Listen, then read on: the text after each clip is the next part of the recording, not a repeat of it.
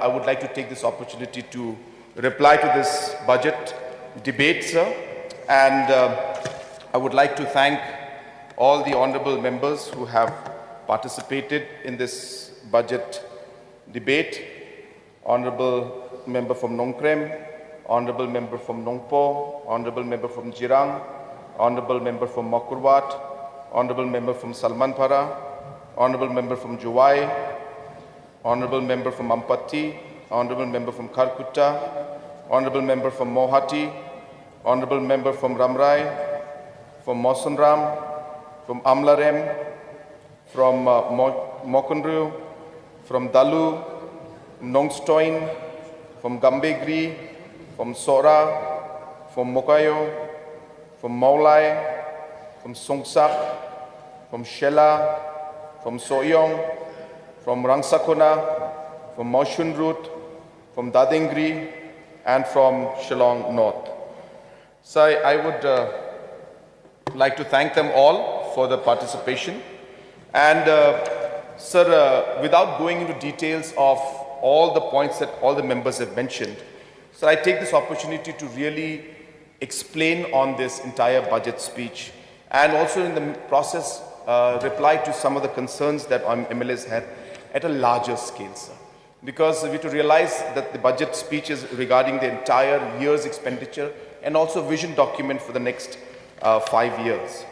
And hence, sir, while I had presented the budget on the other day, today I would like to make a presentation on the budget, sir. And with your permission, I have asked and sought your permission, sir, if we could use the technology that is available of the large screens where I would like to put up the presentation where I will be explaining on. Yes, you may. Mr. Speaker, sir, the first slide talks about the mission. Next. So this is what we have been discussing, and this is what the government has targeted. This is a Mission 10 budget where we talk about what we will achieve when MDA government completes 10 years. It's a document that talks about the $10 billion economy and the creation of 5 lakh jobs that we will have in the next 5 years of this government, sir. And we focused on 10 opportunities and 10 guarantees. Next. So this is not simply being spoken because of numbers that we would like to talk, but these are figures that show you exactly how the growth has been. So if you look at the graph, from the financial year 14-15 to financial year 18-19, there has been a CAGR of 7%. That's the growth rate of the state. But if you look at what happened after that from 2021 to what we're projecting for 2024-25, we are seeing a growth rate of 12.2% already, sir. And hence, to achieve the doubling of our economy, we need to get up to 13 to 14%. And hence, we are already in the trajectory of 12 to 12.2%, which means, or which is explaining that we are on track, and this target is not something that we may not be able to achieve. Next.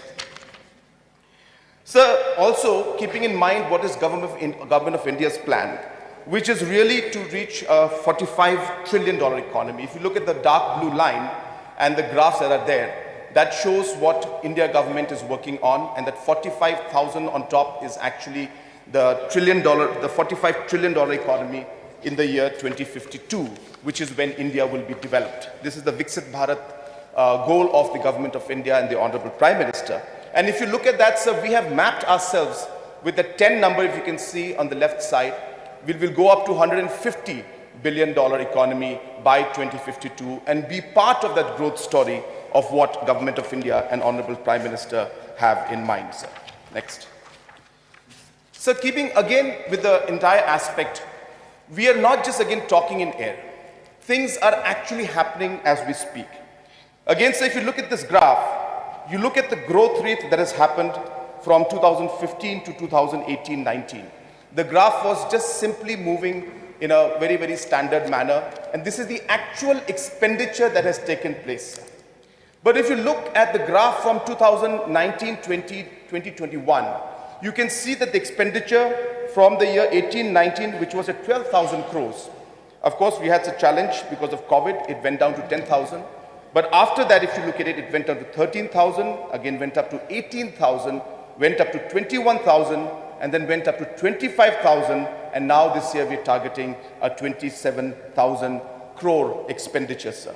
And what is also very important to notice is that if you look at the expenditure from 2015 to 2025, our expenditure will actually triple in 10 years' time, sir. From 6,000 crores or 7,000 crores, we'll be reaching 27,000 crores, tripling the economy within 10 years, sir. And most of this growth has taken place in the last 5 years.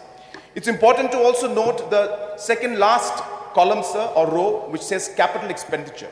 And if you look at the capital expenditure, even in the year 2018-19, where the number was 1,903, in 2018-19, today, if you look at the capital expenditure in the last column, where the budget estimates are given, it stands at 7,419, which means this government is actually spending on infrastructure, roads, buildings, things and investments that will make the difference and take us to the $10 billion economy in the next 5 years and take us into $150 billion economy in the next 20 to 30 years' time, sir. So how does this happen? And I'll just show you next. Is that if you look at even the department-wise expenditure, you look at education, sir. The blue chart in education, the first one, it is expenditure in 2018-19. Whereas the expenditure this year, 2024-25, is going to touch from 2,000 crores to 3,500 crores, sir. If you again look at health, which is the fourth column, sir, you will see that the expenditure has gone up from 1,000 crores in 2018-19 to today at 1,971, 1,007, almost double, sir. If you look at roads and bridges, which is the second column, the expenditure in 2018-19 was 1,100, and this year is going to be at 2,100, more than double of what it was 5 years back. Similarly, urban affairs, it is the third last from the right. It was at 93 crores in the year 2018-19. This year we'll be spending almost 1,000 crores, which is a 10-time increase. And so on and so forth. In almost every department you can see, sir, the expenditures are actually going up. Next.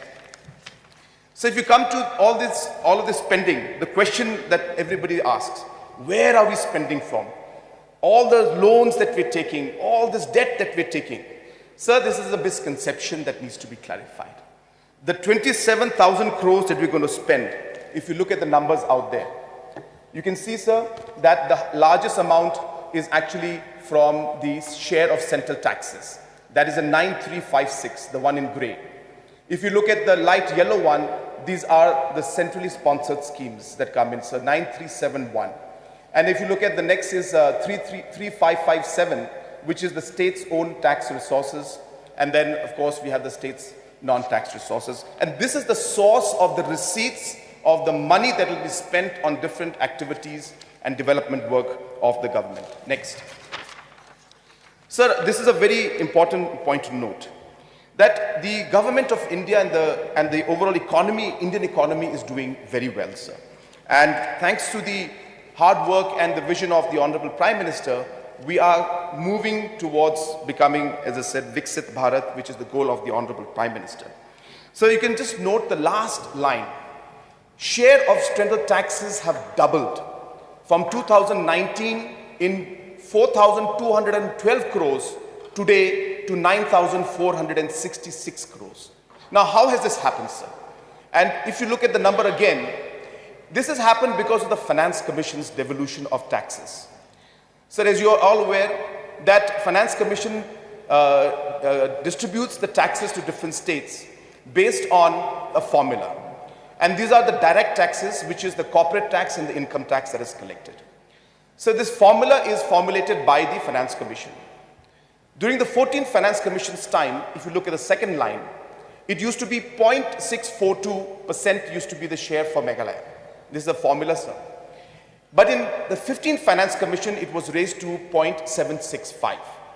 The percentage seems very small, sir, but when it comes to actual figures, it's in hundreds and thousands of crores. Now, how did this happen, sir? This happened because when Mr. N.K. Singh, the chairman of the 15th Finance Commission, took over, there was a very strong lobby on behalf of the hill states that there should be some special consideration for hill states. We had a very important meeting of hill states in Uttarakhand, I attended it myself. And we pitched as northeastern states and hill states that there should be special consideration and there should be more devolution of taxes to the northeast and especially to the hill states, which is Uttarakhand and Himachal also. And I'm thankful to the chairman of the Finance Commission, the 15th Finance Commission, where he increased the overall percentage from 0.64% to 0.76%. And hence, apart from the increase here and the performance of the Indian economy, today, in matter of 4 years, sir, the share of central taxes today has gone up from 4,212 crores today to 9,460 crores, which is more than double. This is one of the main sources of revenue and expenditure that we are doing. A question that opposition is not here, but I don't know, maybe they didn't want to hear this reply. But this is the actual factual situation that our revenues are going up. The share of central taxes has doubled. These are actual figures, sir. Next. Sir, another area which we have to look at is the externally aided projects. Again, sir, for the knowledge of this house, externally aided projects, though they are called loans, it comes as a grant of 72% to the northeastern states. So if we take 100 rupees, 72% is paid by Government of India. So it is more or less like a centrally sponsored scheme where we have to only pay 28% from the state government side. And that too, we have to pay it as the project moves. It's not a loan. So it's an expenditure from our side and 72% grant comes from central government. And if you look at the last line on that, which says EAP expenditures increased, the amount went up from 499 crores in 2019-20 to 1,699 crores in 2020-24-25. So almost triple the expenditure. Again, sir, he said, if you look at the 1,600, 1,700 figure, if 70% comes from grant from Government of India, that is almost close to about 1,200 crores has come as grant from Government of India. And this has happened because our absorption capacity has gone up. This has happened because our departments are performing better. This has happened because the expertise have been brought in, and this expertise have helped us to ensure that we are able to comply with all the requirements of different banks and institutions so that the funding pattern and the release of money is faster. And more importantly, if you look at the line on the second line where it mentioned that we have 7,234 crores, 33 crores of EAP projects being implemented right now, and 3,978 are in the pipeline, sir. So this is a very, very important source of additional funds for us, which is coming in. And this is not a loan, though it is from World Bank. Government of India takes the loan and it gives a grant to the northeastern states. And that's why this is a very important aspect which the state government of Meghalaya has been able to tap, sir. If you look at the chart out there, sir, this is what we call the CAPEX. So this is a special capital assistance, which is an interest-free loan, which Government of India is giving all state governments for the payments to be made after 50 years. So it's almost negligible in one way. And this amount today, in fact, if you look at the last line, which says Consolidated Sinking Fund. So for the knowledge of the House, I'll explain that a Consolidated Sinking Fund is an amount which the state government has to put in order to be able to keep funds for future payments, and it is done against the borrowings. So 0.5% of the borrowings has to be put in a consolidated sinking fund, which we are already doing. And since this will be an interest-free loan, which Government of India will pay the interest, the impact of this after 50 years is almost going to be negligible.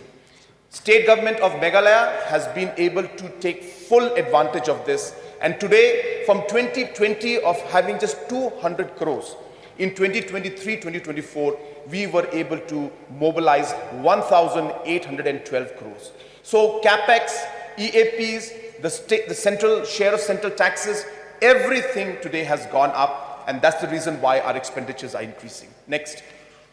Apart from that, sir, if you look at the centrally sponsored schemes, again, a very important source of revenue for the state government. And if you look at in every figure, for example, this is MG and REGS. We started out the figure of 820 crores in the year 2018-19. And this number has doubled in the year 2020-21 to 1,500. We dipped a bit last year to 1,000, but again, we are up to 1,200 crores.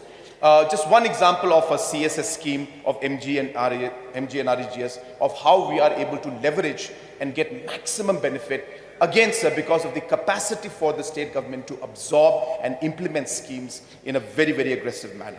Next. Again, sir, just another example of the centrally sponsored schemes. MGNREGS 820 in 2018-19 to 1200 in 2022-23. PMAY, if you look at it, sir, 140 crores in 2018. Last year, 423 crores, but the House will be happy to know that this year we are spending 1,700 crores for PMAY. This is the highest ever expenditure on PMAY ever by the state government. JJM, which just 27 crores in 2019-20. This year, or rather last year, we spent 1,455 crores of money from centrally sponsored scheme for this. NRLM, 54 crores in 18-19.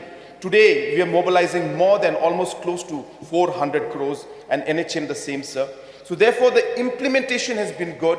We have been working well, and it's not just one department, sir. It is the overall governance of the state and the implementation that has gone up, which has helped us to mobilize more funds to the centrally sponsored schemes. Next. So this is a very interesting chart again. Again, if you look at the numbers, this is the number for the state's own resources. And this, somebody was questioning earlier that why are we depending on center? So this is how the federal structure of the country is. We are entitled to receive those taxes from Government of India, which we do. But that does not mean we are complacent on our own taxes.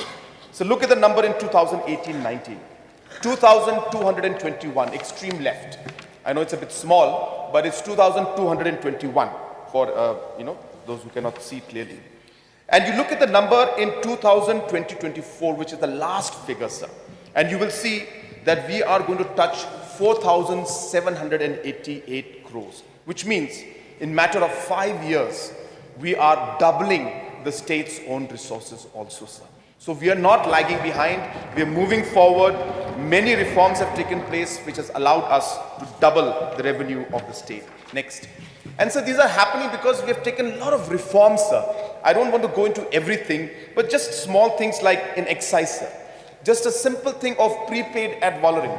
Today is allowing us to touch excise revenue of over 500 crores. We have a different process of rationalization of rates for the taxes of petrol and diesel, and so on and so forth, sir. Digitization, automation, all these different reforms that we have done have allowed us to double our revenue from 2,000 crores today to almost touching 5,000 crores. Next. So this is the chart I would like to spend some time to explain because a lot of members had raised questions about this. Sir, So this is important because I'll just share with you. You cannot see it because there's that small flag is coming at the bottom. Yeah, thank you so much. So the dotted orange dot line is the provisions that is given by Government of India. Oh, sorry, the blue line is what is Government of India. No, sorry, orange line is Government of India, sorry. And the CAG is the line which is there in the blue, in the blue dotted one. And the gray one is our actual fiscal deficit. Now, there has been some observations on why, for example, in 2018-19, the actual fiscal deficit went up to 6.14. Then again in 2020-21, the fiscal deficit again showing is going up to 7.48, sir. So there are two reasons for this. First, which I would explain, which is a simpler one. Sir, what I had explained last time, or just 2-3 slides back, there is something called capex. So if you can see at the bottom, there's a last few lines that says excluding capex. So capex is this 50-year loan, which actually should not be included in the debt of the state, as per the, the provisions under the rules. But CAG put it there. And hence, technically speaking, because central government actually is taking the entire onus of this loan, but since they are not putting it in their books, it was forced onto the books of the state. Now this amount is there for every state, but it is a gray area where technically it does not come under the calculation of the fiscal deficit, and hence in the year 2020-21, where you see the dotted line of blue and the gray. The gap between that is what the capex is affecting. But more importantly, why did the fiscal deficit go up to 6.14 and 6.85 in 2018 and 2020-21, sir? So this is slightly technical, but I would like to explain. So basically, if you look at a fiscal deficit, what is fiscal deficit? Fiscal deficit is total receipts excluding borrowings minus the total expenditure excluding repayments. And whatever the deficit is met by borrowings. So hence, obviously, concerns are there that why is the fiscal deficit so high? Now, sir, if you look at the chart in 2018-19, that was an election year, sir. Because of the election year, the expenditures that were meant to be made in 2017-18, the then government could not make those expenditures because the election code of conduct came in. And hence, there was an opening balance of 1,600 crores, 1,600 crores of the previous year's budget in the opening balance of 2018-19, which means we started off with a cash balance of 1,600 crores. Now, that expenditure has to be met. And hence, because that amount was there, in the reflection of the expenditures that took place, apart from the 3% fiscal deficit that was happening because of the normal budget presentation, this 1,600 crores was added to that expenditure, and hence this number shot up to 6.14, which means it was never meant to be there. It was an opening balance of the previous year's expenditure, which could not be spent, and that deviated the numbers, and it came to 6.14. Similarly, sir, again, for the 2019-20, we faced similar problem, where again there was an amount of unspent amount of 800 crores, which was there from the previous year, again because of elections, could not be spent, and there was an opening balance of 800 crores in the year 2020-21. And therefore, that was added into the calculations of the expenditure, and that again, inflated the deficit numbers, but that number, or the 800 crores, was never meant to be in the calculation of the budget of 2020-21. So therefore, in both these spikes, the main reason is the opening balance of the cash which could not be spent the previous year because of election, which was again put in the next year, sir. So therefore, those are numbers that are outliers, as we call them in statistics, and therefore, they're not making. What is important to note, sir, is that the grey line now is slowly going down. And that going down line is now moving towards that orange line, which is what the Government of India and the FRBM Act mandates, sir. And what we're doing is ensuring that this line continues to be in that line, and we are in the process of streamlining this entire fiscal deficit issue. Next.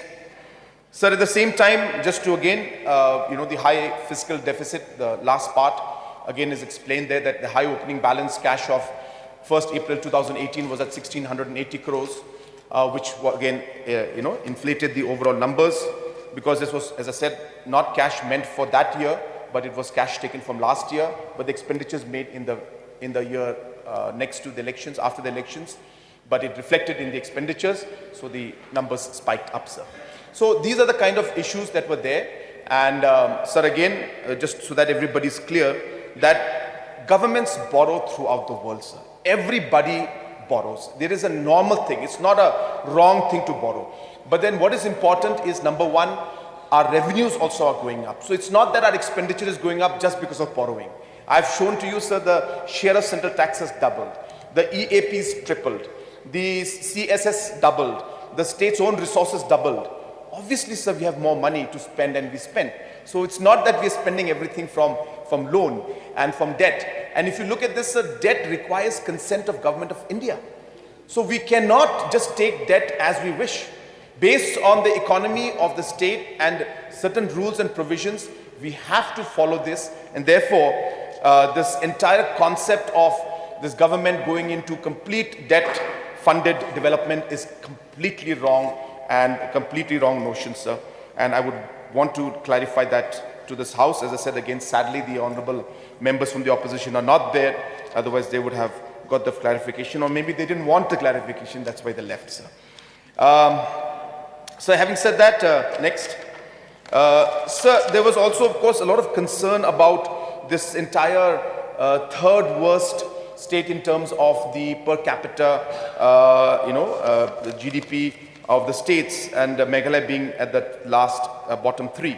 So this one, I just want to clarify again, is that if you look at actually our growth rate in terms of the economy, the per capita income actually went up by almost close to 36%. So if you look at the third line, sir, during that period, from 82,000 crores to 1,12,000 crores, sir.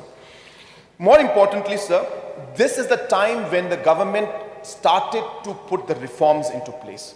This is the time when we started putting different mission mode programs. We started investing in the economy. We started spending more. And the impact of that is now being seen in the growth rate that we are seeing, sir. So obviously, it's not that we press a button and tomorrow the GDP goes up. It doesn't work like that, sir. Economy is a process. Policies are a process. You start the work and the impact starts coming in. And my first slide has shown that the GSDP is going up by 12% every year. And at the same time, our expenditure also is going up in an exponential way, sir. So therefore, the impact of what the government is doing will show in the coming years. It cannot happen just immediately. And this NHFS, the National Health Family Survey, based on which this bottom third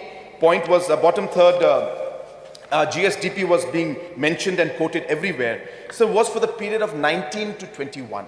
And hence, as I said, that is a period when our programs were being put into place, and therefore the impacts will show in the coming years. Next. So this is again a very important slide just to sum up the growth momentum that we are having. And if you look at almost every sector out there, sir, the size of the economy was 9,587. It has tripled to 25,000 crores. Investments in EAP were 2,000. It has gone 5 times more to 10,000 crores. Capital expenditure at 1,400 crores has increased 5 times to 6,549 crores. State's own receipt was at 1,878 crores. It has increased 2.5 times to 4,020 crores. Rural roads, which was at 1,695 kilometers, has gone on 3 times to 4,348 crores. Rural habitation connected houses from PMGSY from 70 villages today has gone 9 times in the last 5 years to 658 villages. Jal Jeevan from 4,500 connections has increased 108 times to 4.85 lakh connections today. From 5,800 self-help groups, 8 times increase has been there to 45,000 members. Sir, this is a kind of growth momentum we have achieved in the last 5 years. And sir, based on that, based on this momentum, this is what we are ready for. So we are not talking in air. We have set the policy and the system in place to move forward. Next. And that's why, sir, if you look at the details, can you enlarge this? If you look at the details of this 10 opportunities and 10 guarantees, so this clearly reflects on all the areas that we are working on, from investment promotion and private sector development. This is very important, sir, because we need to ensure that private investment comes in. Today, sir, we will be passing the new investment promotion policy. The bill will be cleared today. It's a very, very important growth engine for our state, sir. The border trade that we need to pick up. The ITES sector is a huge opportunity for us.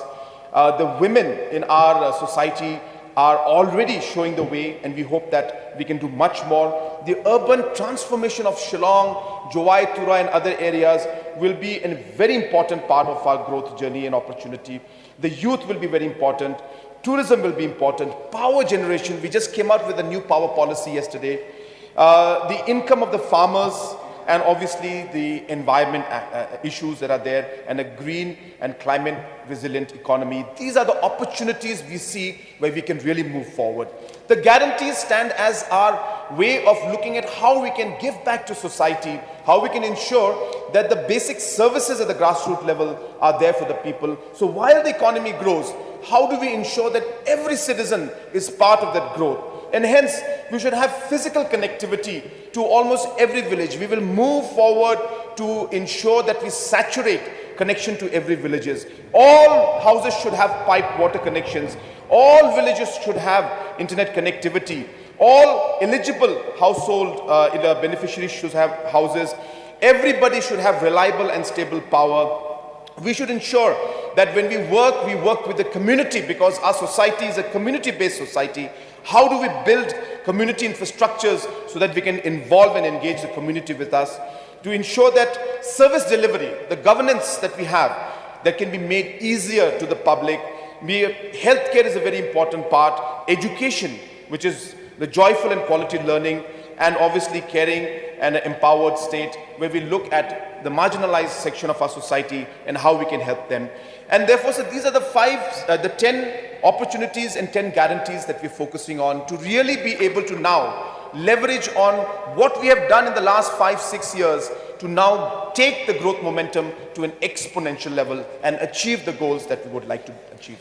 Next. So therefore, sir, I will not go into all those areas, but just to touch on a few of them so that people understand that, again, that we're not talking in air. We are talking with facts and figures and realistic numbers. Just a small example, in the last 3 years, sir, we have been able to create 2.35 lakh jobs in these different opportunities. Allied sectors, agriculture and allied sectors, 1 lakh jobs. Self-help group of NRLM women, 1 lakh jobs. So this 1,03,000 we have, sir, is not number we just took out from air. These are registered enterprises. So women, self-help groups, those who started their business, 1,03,000 of them, they're registered, and those are the ones that we are showing out here. The skill-based employment we created, tourism we have created, entrepreneurship through Prime we created, and IT sector we created. So 2,35,000 jobs were created in the last 3 years. Next. And in the next 5 years, sir, we are looking at creating 5 lakh plus jobs, sir. And if you look at the sectors which I had mentioned in my reply a couple of days back or yesterday, these are the sectors where we expand and we plan to grow, whether it's 2.5 lakhs in the agriculture and allied sectors, and so on and so forth, sir. Next. So again, looking at the self-help group, just to show an example to everybody what's happening, sir. So we had, if you look at the second line, which says today we have from 44,000 self-help groups, which have 4,37,000 members, sir. And in the last 5 years, we have given them 700 crores as mobilization money, which is revolving in the accounts of these different women self-help groups, out of which the total community fund was about 400 crores and bank linkages was about 300 crores, sir. And as I said, 1 lakh jobs were created in this sector. In this year alone, to promote more job opportunities in this sector, we are going to be investing 389 crores in 2024-25. Next. And similarly, sir, again, this is just to share with you that these are the different enterprises, again, just detailed numbers. And obviously in the bottom column, you can see actual numbers of these enterprises district-wise, sir. So this also has happened. Next. So CM Elevate is going to be one of the most important programs and maybe one of the most aggressive programs to build entrepreneurship in the entire country, sir, you can say. I mean, program amongst the different programs, the most aggressive in the country, but obviously applicable in our state, is the CM Elevate, sir. And with this program, sir, we will be targeting almost 20,000 new enterprises. And we intend to give the subsidies in this format. So if you look at it, sir, a wellness center will get 35% subsidy. We intend to have 40 such units. We have cinema theaters, 30 units, we will give 35% subsidy. Going down all the way to, say, sericulture and weaving, we are giving 75% subsidy. So like this program will be a very, very important game changer to create new jobs. And we have already, we are targeting 7,000 units this particular year, and we'll be distributing 136 crores to make this happen this year. Next. And therefore, so the application process for this is very simple. It's an online portal, and anybody who wishes can apply for this. So just for the knowledge of the house, we have received over 30,000 applications in 2 months' time. Next. So skill development is also going to play a very important role, sir. And therefore, many sections like textile, tourism, agriculture, CNRD, we will be providing different skill programs under the Skill Meghalaya scheme, sir. And we're targeting that 1.2 lakh youths will be trained in the next 5 years. And what is most important to note, sir, is that based on our past experience of the trainings that we have given them, we have seen, sir, that an investment of 20,000 rupees per trainee on an average is giving an annual income to these trainees of almost up to 1.5 lakhs. The second last line. So the average income per trainee has been, expected to be up to 1.5 lakhs, sir. This shows that the Skill Meghalaya program is working and shows that we must, as a government, focus more on this. And this has been done based on our past experience of the last 2 years, where these numbers have actually come out to be true, sir. And hence, we are going to focus a lot on this and create the skills. Sir, the last part is very important if you look at the last line, overseas placement. Sir, I'm happy to inform all of you that in August 2023, we had registered 1,000 nurses to be trained for overseas placement, sir. And 264 have started their training. But more importantly, sir, 26 of them have already got a job in Japan. And most probably, after the different processes are cleared, these 26 nurses, or they call them the health workers out there in Japan, these 26 health workers will be leaving for Japan sometime in May or June month this year, sir. And like this, in UK, in Dubai, in Australia, Japan, in all these different parts, not just nursing, but we will focus on ensuring that we facilitate this process of allowing our youth who would like to go for overseas to be able to succeed in their goal. And what is important, sir, to note is that while the government is hand-holding them, helping them in training, these individuals will become important individuals to bring in foreign exchange for the nation and for the state. So on an average, these nurses, sir, will earn anything between 1 to 2 lakh, depending on the job profile. So if they earn 1 to 2 lakh per month, and if they're able to save even 50% of that and send it back home, and you multiply that into 1,000 nurses, or even 2,000-3,000 nurses in the coming years, it'll be a huge source of income for the families and a big source of foreign exchange for the state and the country also as a whole. Next. So similarly in tourism, if you look at it, in the last 5 years, what we have noticed, that we have been able to create an additional 5,000 jobs, or 4,000 plus, 5,000 new jobs were created. And if you look at the two sections in the presentation, sir, that we had approximately 44,000 jobs pre-pandemic. And if you look at the third line, the fourth line, so we have currently 50,000 people employed. So it's been an increase of about 5,684 new jobs have been created in the last 5 years. And this was possible because of the 465 crores of investment we made in the last 3 years, sir.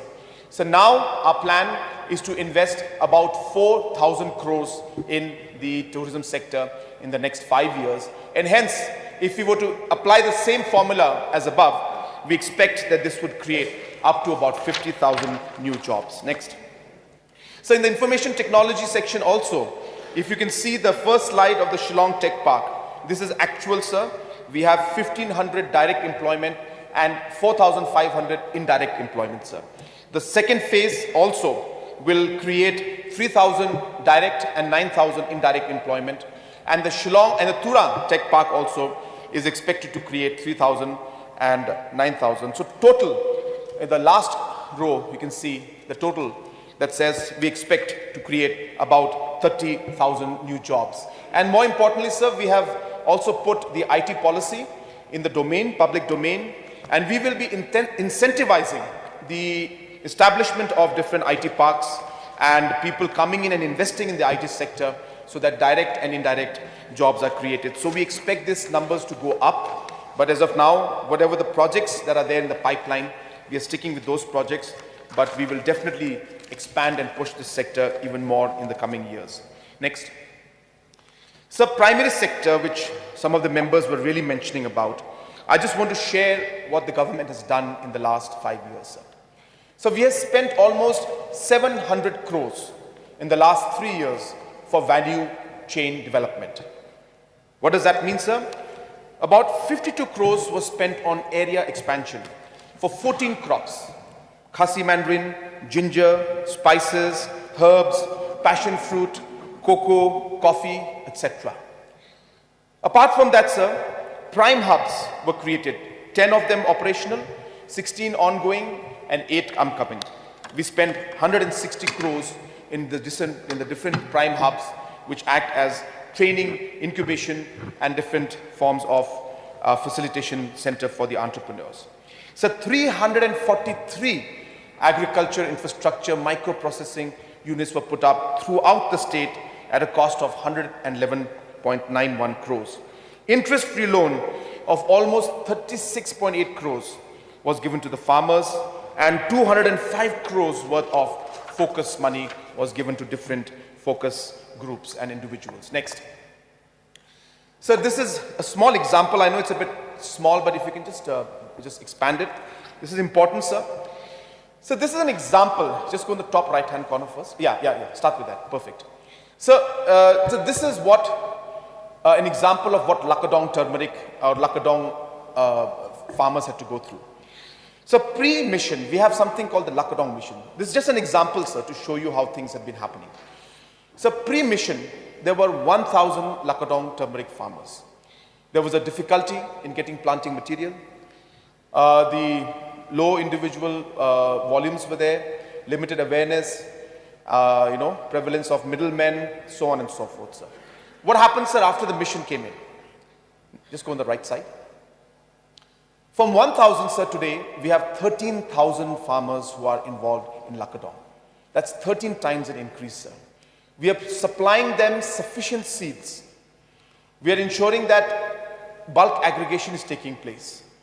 We have provided them free of cost solar-powered processing units which have washers, slicers, dryers, so on and so forth. We are eliminating the middlemen, sir. And awareness programs are being created and make sure that we got the GI tagging, sir, for it now. So Lakadong turmeric now is a GI tag to Lakadong, to the Luskin area. Now just go up. Down, yeah, impact, yeah. So if you look at the impact, sir, financially, pre-mission, the price of the fresh rhizome was 25, and today it's at 40 rupees per kg. Pre-mission, the sliced dried Lakadong was at 130 rupees per kg. Today, after the intervention, it is at 180 rupees per kg, sir. And the powder, which used to sell at 220 rupees pre-mission, today is selling at 300 rupees per kg. Just go on the left side now. That's, table, And this is an example of one farmer, sir, who has a 0.5 hectare land with him. And if you look at what we did in the interventions, like for example, the seeds. We gave the person seeds, 750 of them at the rate of 20. Then after that, in the production, if you look at it, sir, because of that intervention we did, the production went up from 2,250 to 3,000 kgs. And the seeds for the next season also increased from 450 to 600.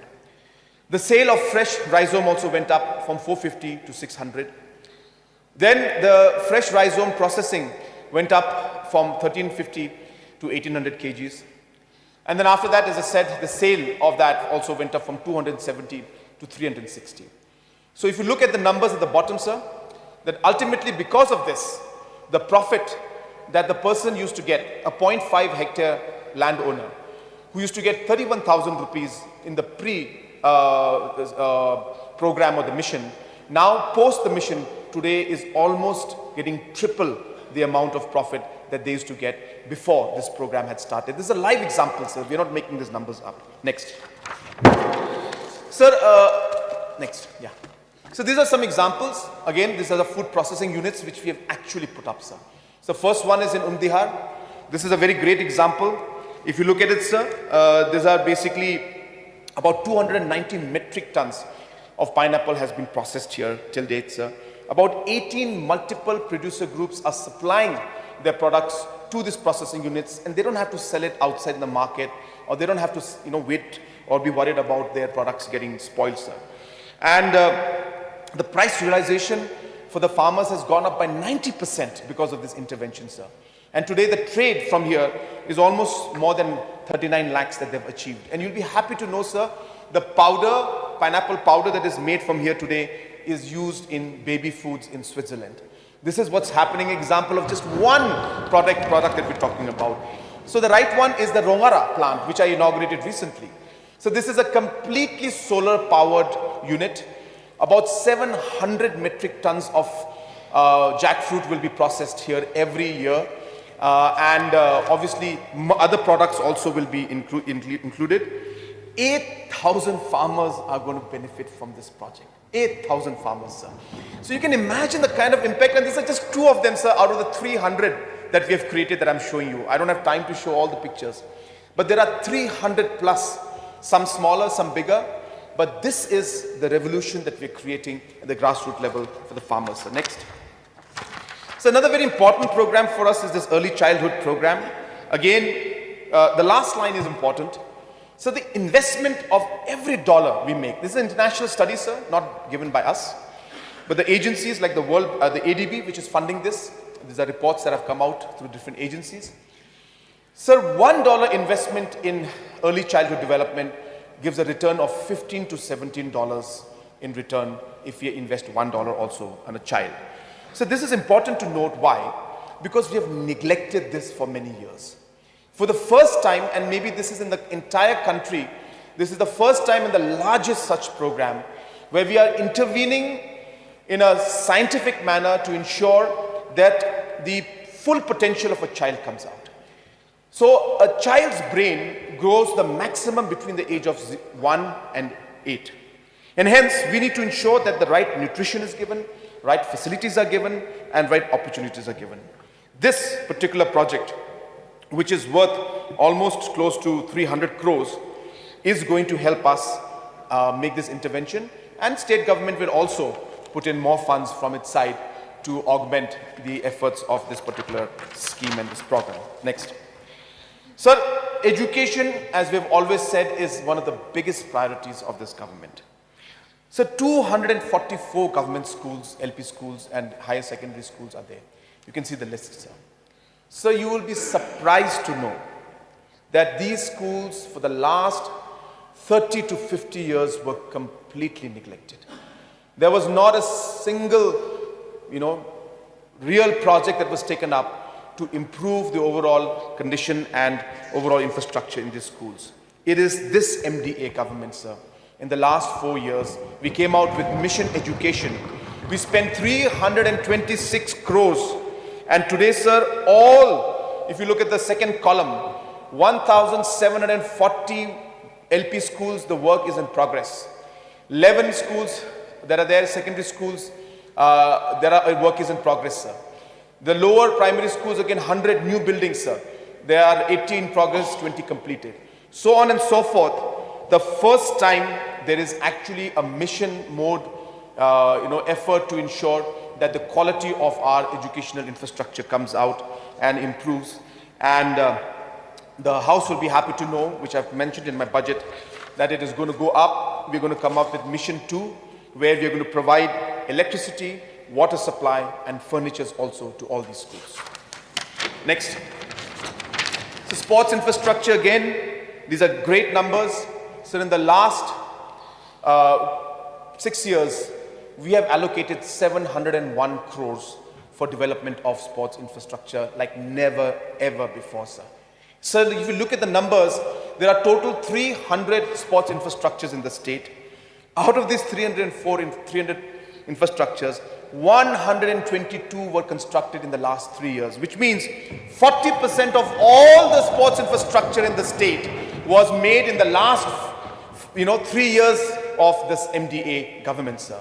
This is a kind of focus with which we are moving forward, and as we speak, 200 crores of projects are in the pipeline to be finalized.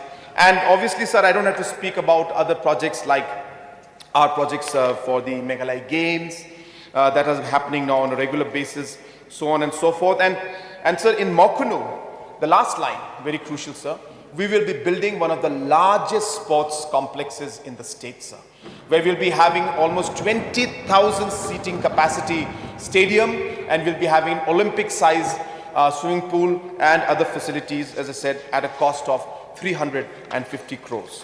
Next. So, continuing with sports, we also would like to share with the House and with the public at large that this STAR program of Government of Meghalaya is one of the most unique programs any government has done, sir. It's a very simple thing. If you look at the bottom of the pyramid, it shows 14,500 children across the state who were scientifically tested, sir. There are international norms on the physical ability of a kid, like, vertical jump, like crisscrossing, I don't know the technical name, but there are different ways, and the sprint, 10-meter sprint, 20-meter sprint. So these scientific tests are universal standards. What we did was we got professionals from outside, abroad, brought them here and asked them to test our children. They tested in the first phase 14,500 of them. Out of them, they found that 200 had high potential, which is the green. And out of these 200, there were 11 of them who had potential at the level of what international athletes have, sir. These are children from villages, sir, who never even knew that they had the talent that they were able to pick out. If you go to the next slide. Next. You'll see the names of these 11 children, sir. So these are all from mostly rural area. And they have skills which is at par with super athletes who have the same capacity like in the US and in Australia. That's the kind of skill these children have. They would never have come to know about their talent, or we would have never come to know because they never had the opportunity. We are selecting and picking these children at a young age of 12, 13, 14, nurturing them, giving them the psychological support, giving them the physical training, giving them then the nutritional training, making sure their education continues so that they don't compromise on that, and preparing them so that they become medal winners for us at the national games and maybe, hopefully one day, even at the Olympics. And if we don't do this scientific approach, and if we only wait for the child to then come out and at the age of 18, 19, 20 and then realize that he or she was actually good, it's too late, sir. All countries that do well follow this scientific approach. Meghalaya is one of the first few states in the country that is doing this particular scientific approach. Next. And so in this also, I just want to share some concerns were raised about the Khelo India program, sir. Sir, we have been discussing and continuing. No projects are as such cancelled. We will continue to follow up with Government of India. The sanctions are made at the Government of India level. We of course propose many projects, but all don't get sanctioned. And these things are always, as I said, at the discretion of Government of India. But sir, we are following up all the projects and hoping that we'll be able to get more. Next. Yeah, this one. No, up. Yes, Meghalaya. Sir, again, yes, Meghalaya is again a very unique scheme. Again, sticking with the youth, because this is again one of the 10 guarantees that we're giving. This is the youth aspect and also the opportunities in it.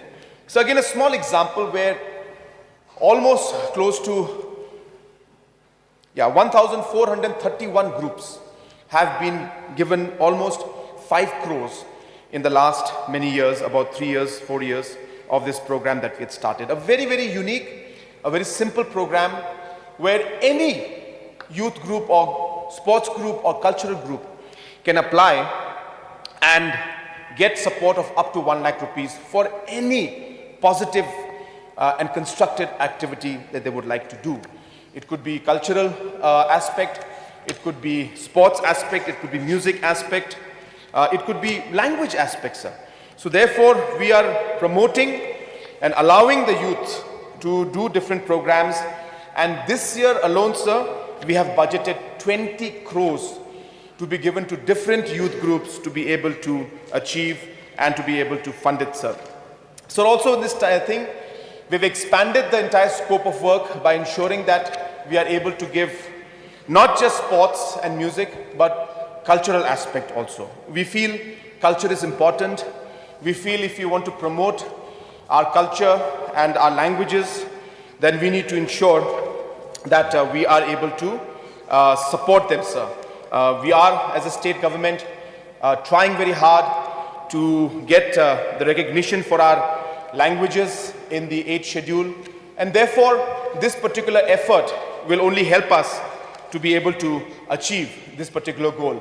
I'm so very saddened to see some news by some individuals in the past few days about certain blame towards the government about the inclusion of certain languages in the 8th schedule, and blaming the Honorable Chief Minister and the government that we are blocking the entire process of Khasi language coming in because Garo language is not being included, sir. Sir, this is a really ridiculous kind of blame that the individuals are making towards the government. Sir, in the last many years, no language has got any kind of recognition. The last was done, if I'm not wrong, in 2003-04. And therefore, the question of anybody blocking any language does not occur, sir. And therefore, I don't understand why this kind of unnecessary comments are made. The individuals who look into this aspect, sir, should do their research and find out, then rather than just trying to play to the gallery and trying to create confusion among the public. So we as a government are committed and we will move forward. It is the government of India that will decide which particular language should come in the 6th schedule and not, 8th schedule or not. And it is not up to the state government to block any language. Whichever language meets the specifications and requirements will get, sir. So therefore, these kind of allegations are baseless, and I thought I would make this point, sir, during my reply. Next. Sir, of course, health is again one of the commitments that we have given. If you look at the health budget again, sir, the first line, from 980 crores, today we are spending 1,970 crores. Sir, I'm happy to inform the House that Meghalaya is the highest spender in terms of percentage of GSDP in health sector. We spend more than 8% of our budget on health, sir. It's a clear indication of the commitment of this government to ensure that health is given a priority. If you look at the impact of that, sir, we have seen 50% drop in the maternal mortality rate, sir. We have seen the infants, 87% of infants have been brought under the immunization program, sir. We have started 137 transit homes for providing shelter to pregnant mothers, and so on and so forth. There are many areas where we have been able to give the benefit of health to the public at large. Next. So again, this is a small example of the projects going on.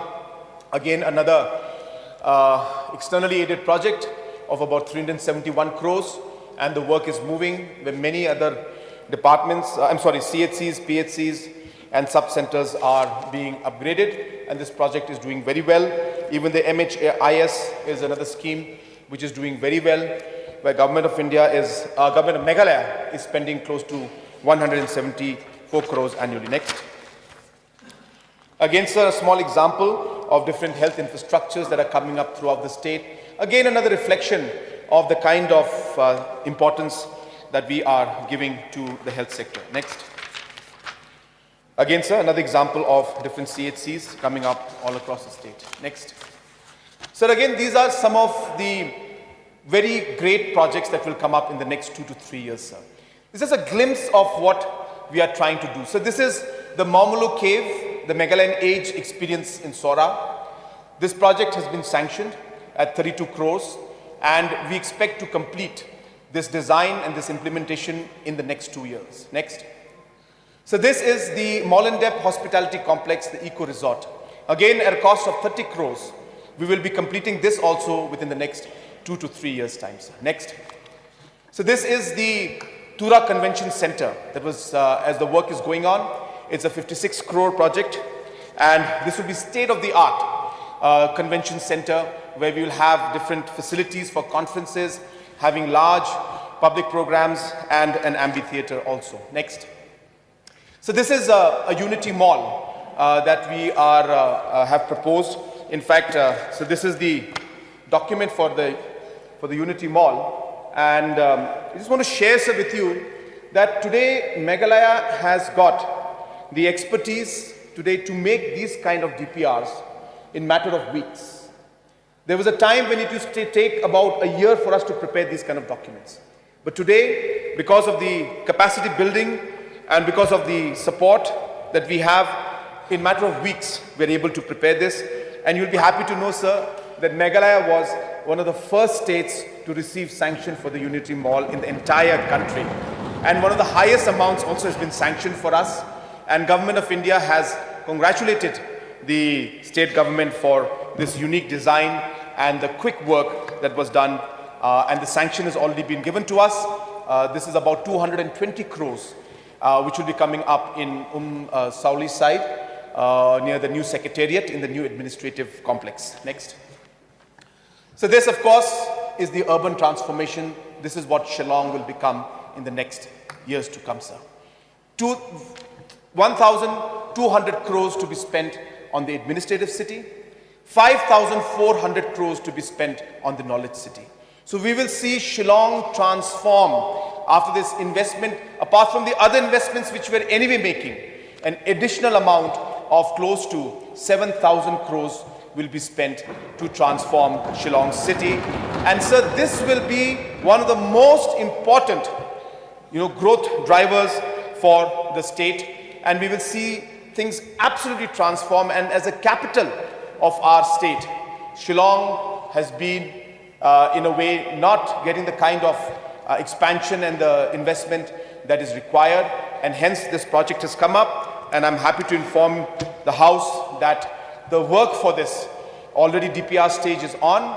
We expect that in the coming financial year, that this particular project, the work for this will start. Next. So, sir, with this, I once again would like to thank all the members. I have taken note of all the concerns, and I want to share with the members, sir, I have given instruction to my finance team that every single member's concern should be replied by the finance department, and a letter will go from my side where we will reply to all the concerns that you have expressed in the House. I may not reply to it, but we will give you a written reply and make sure all your concerns are addressed and all your information you sought or the interventions you sought will be replied to, because the members have made a very, very great effort in presenting their concerns, and it would be incorrect for the finance department and the government not to address those issues. So I assure the members you will receive a reply from me. Please do give me about 10 to 15 days to send that reply to you. And hence, sir, to conclude, what we have done in this budget, sir, is that this is not just a budget for 2024-2025, sir. So this is a vision of what we want our state to become. This is what Meghalaya will be in the next 5 years, and the plans and the foundation being laid to make Meghalaya today, I can say we are striving to make Meghalaya a $150 billion economy in the next 30 years by 2052. And we are laying the foundation, and I've explained in my presentation to the House on how we're going to achieve it. And these numbers and this plan is not just in air, but factually that is happening, sir. With these few words, once again, I thank you, sir, for giving me this time, and I resume my seat. Thank you, sir.